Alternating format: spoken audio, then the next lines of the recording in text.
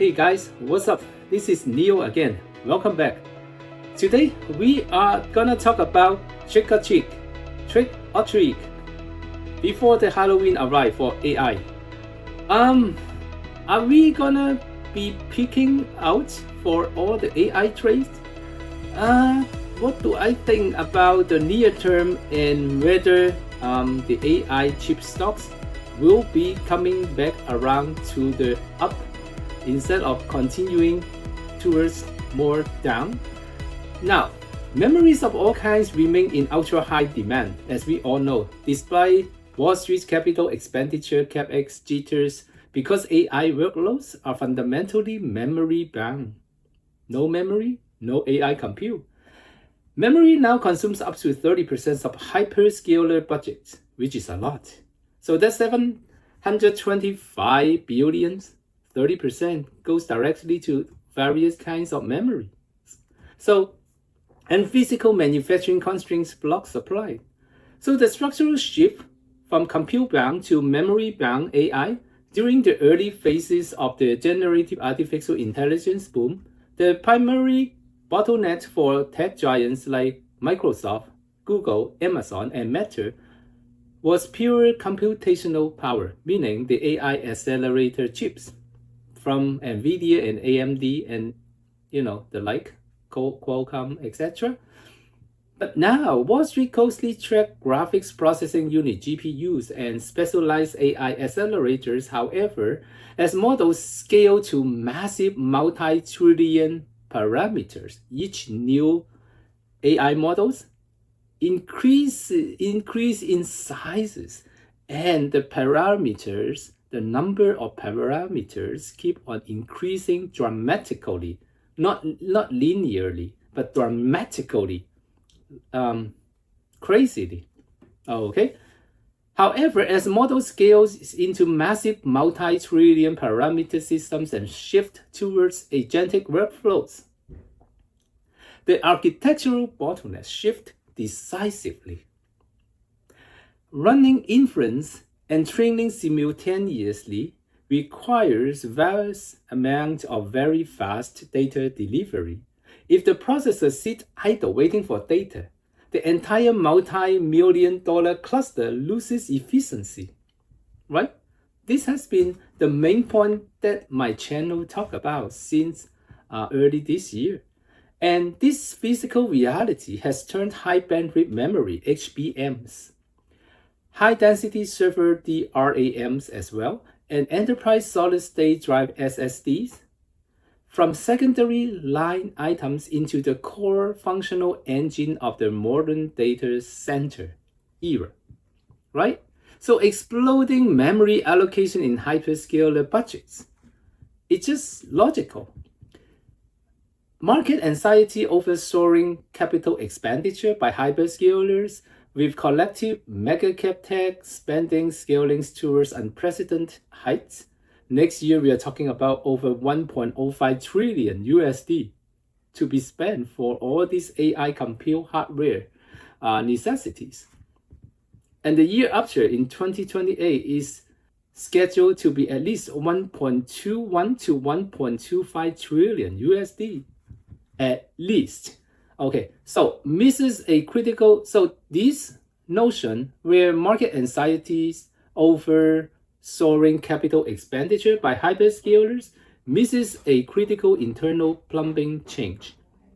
Financial analysis from infrastructure experts, different experts, okay? I'm talking about some channels, some experts from Bank of America, even Morgan Stanley's. These experts have indicated that memory content per server has exploded, and they also been getting confirmation by hyperscalers that memories going forward will, it's not likely, it's not using the words will be likely, it will surely be very critical going forward for the continuous build out of AI data infrastructure. Okay, so memory products that account for roughly 8% of total hyperscaler spending in period cycles now consume upwards of 30% of their total data center infrastructure allocation. So even if Wall Street analysts argue that overall CapEx growth rates should decelerate to protect short-term cash flow for these hyperscalers, the absolute money direct towards memory cannot drop easily without stalling the entire hardware stack. So hyperscalers are finding that a large slice of every dollar spent goes directly towards higher component pricing rather than just extra physical square footage. No, they actually try to squeeze more compute power with less energy, more efficient cooling, better data transmission in between the clusters, while putting everything, squeeze everything, more compute power per square footage, which is crazy. Which is like, when if you know Hong Kong, right? It's a very small fishing village. Just 150 years ago, it only had thousands of people. How can a small fishing village become a metropolitan city of today, which has over 7.5 million people from just a few thousand people, right? So if people are like data, we used to use just thousands of data slots for each of our slow computer machines, our Dell computer of the 2000s, or our laptop computer without AI, But then now we are suddenly putting 7.5 million data points every single minute into the same chip in our just small laptop along with AI features. Then can you imagine the demand of the square footage, right? Real estate, the demand of high bandwidth memory. For example, if the original memory were just one layer, just like a house, each house that we have in our block, house next to ours house, and but now because of the density of population, we no longer just build houses. We no longer just build single houses on the blocks. We build stacked up condos and apartments, right? So from just one layer, which is the house, single house layer, to now 3 layers, HBM3, and next year 4 layers. So 4 layers for each condominium. So each square footage, each square unit, if you will, before was only one single family, now houses 4 families, right? So in the future, the memories will be 20 layers, 30 layers, 50 layers, just like the apartments in Hong Kong. Over the last 30 years, it was just single home. Then they were building 4 layers. Then they were building 5 layers. Then they were building 10 layers. Then they were building 20 layers for the residential condominium complex. Now they are building 50 layers for just the residential building. So what used to be just a square unit that holds only one family for one single home, now holds 50 families vertically, right? So it's like the data stack that we need. We need to stack up all the memories. So the high bandwidth memories in the future, 50 layers, is possible. We are getting there.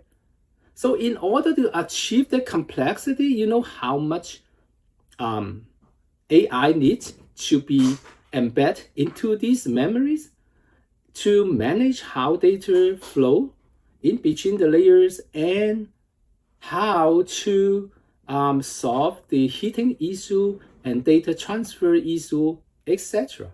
So these are not simple memories of the past. So these are not cyclical anymore. In the past, the consumer cycle is every 5 to 7 years. Our computer, we don't need to buy a new computer. We don't need to buy a new laptop for the next 4 to 6, 7 years, right? We buy a new laptop every 4 to 6 years. Most people. But now with hyperscalers, their AI inferences and the new models that come out every single year require them to have shorter cycles.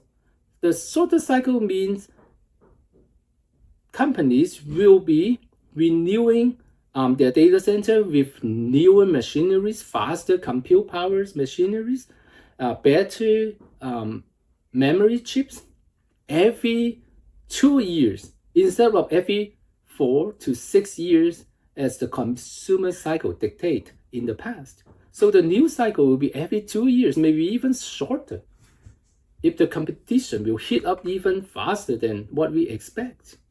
So that means what? Now, Micron has started to have 16 biggest clients, including Ford, GM, Microsoft, all these big companies signing up multi-year deal to buy memories from Micron. So these multi-year deals last 5 years each. So it lasts far beyond each cycle of their renewal of hardware needs. So meaning going forward, it is cyclical. It is cyclical. As some people say cyclical, not cyclical. Is it still cyclical, right? With every logic telling us it could still be cyclical, but not as cyclical as before. Just like how AMD and NVIDIA compute chips were thought to be cyclical because they cater to mostly, let's say, smartphone and these devices that we use, which is laptop, computer, and the graphical gaming consoles. So those are highly consumer cyclical chips businesses. And now NVIDIA and AMD have been seeing their share price skyrocket as of late, and have their share price come down at all to before 2022 levels? No, they stay high, right? They have been re-rated because their compute chips are no longer as cyclical as before, as both of these companies move on to catering to AI computing power. So the same way where SK Hynix, Samsung, and Micron Technology are also transitioning to AI compute memory specific industry instead of just catering to the previous consumer intensive industry, right? Does it make sense? So these companies will also be re-rated for the long-term durability of their profitability as well. Just like how the chip sector company, the compute chip sector company, namely AMD, Intel, and NVIDIA, Qualcomm, have been re-rated for more long-term durability growth of their profitability as well. So now let's go back here. So physical supply bottlenecks and long lead times. Okay, so another reason memory demand remains insulated from macro market jitters is that supply cannot scale overnight. No matter how much they are saying they are spending billions, hundreds of billions to expand their manufacturing of the AI memory chips, they cannot scale overnight. They cannot scale up more than 100% for the next 2 years.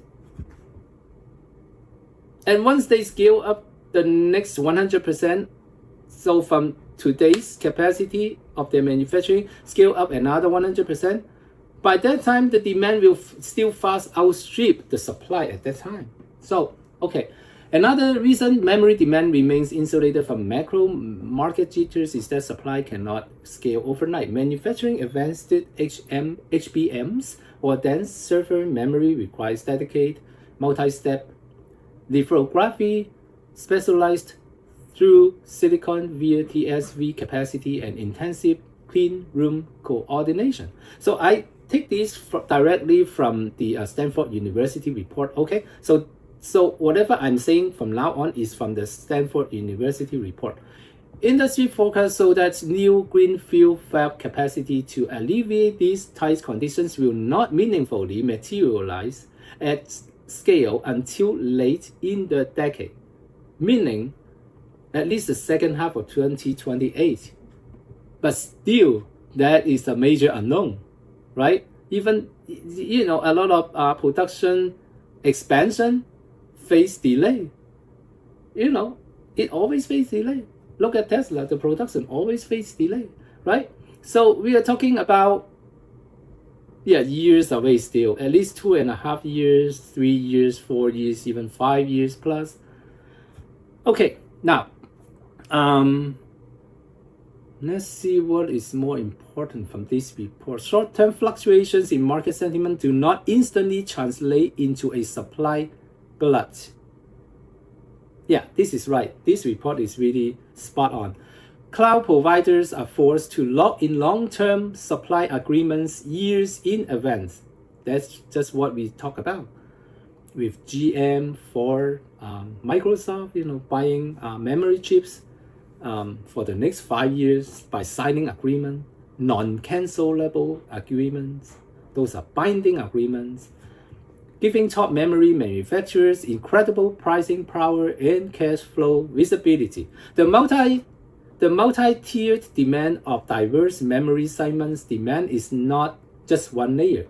It spans across multiple interconnected tiers of storage and volatile memories. High bandwidth memories, HBMs, number one, vertically stacked alongside top-tier AI processors, driving the absolute performance ceilings of training clusters. See, driving the performance ceiling. You can have the fastest compute AI chip you can have in the whole world, but without the fastest memory, your top speeds is just as fast as what the memory can work, right? So this high bandwidth memory in the future, in order to go even faster, they will be stacking up more layers because they want to be sitting right next to the AI compute processors instead of going horizontally across different traffic intersections. They can just go vertically without any traffic intersection. They just need to go up and down and need a specific small AI capacity within that high bandwidth memory to monitor and expect the data flows in between the layers, right? High capacity server, DRAM, also, this is number two, high capacity server, DRAM, require in massive quantities per node to manage active context windows and reduce latency during complex enterprise query handling. So DRAM is for enterprise query handling. And then high bandwidth memory for high-speed AI compute power. And then we have enterprise NAND, NAND, and SSD, solid-state drive, essential for fast checkpointing, massive dataset ingestion, and storing the vast results utilized by autonomous agentic software loops. So in between the agentic tasks, we have to be able to store the intermediate results somewhere, right? We cannot always use high bandwidth memories. No, they are reserved for high compute, fast compute. So we have to be able to store the data that we don't need for a few seconds or few minutes before the next AI agent will need those data back, right? So we have to be able to store it on the side, maybe by using NAND or SSD solid state drive, to temporarily store them before the next AI agent will need to retrieve them again. So as long as enterprises demand more capable real-time AI tools, the underlying requirements for instantaneous data access remains absolute. Wall Street may debate the timeline of software monetization, but the hardware layer must be fully provisioned with high-performance memory simply to keep the lights on.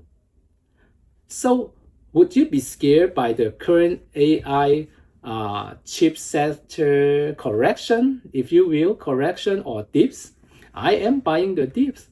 I just bought 5 shares of Micron at $750. $750. And I just bought more Sandisk, 2 shares, at $1,111 per share. So I think that the last Friday is probably the lowest of the dip, and today is just a technical rebound, and it may go down a little more. It may trim a little tomorrow, I should say, but maybe forming double bottom as the lowest point of after hours of last Friday. But I would say if it would not continue to go down, this should be the current bottom, and we should be buying, not aggressively but slowly, and dollar cost average while it continues to move up and form a continued long-term trend. And I believe we are still years away before seeing the slowdown of hyperscalers scaling back their CapEx expenditure. People, trick or treat.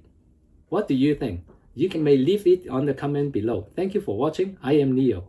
Have a wonderful day.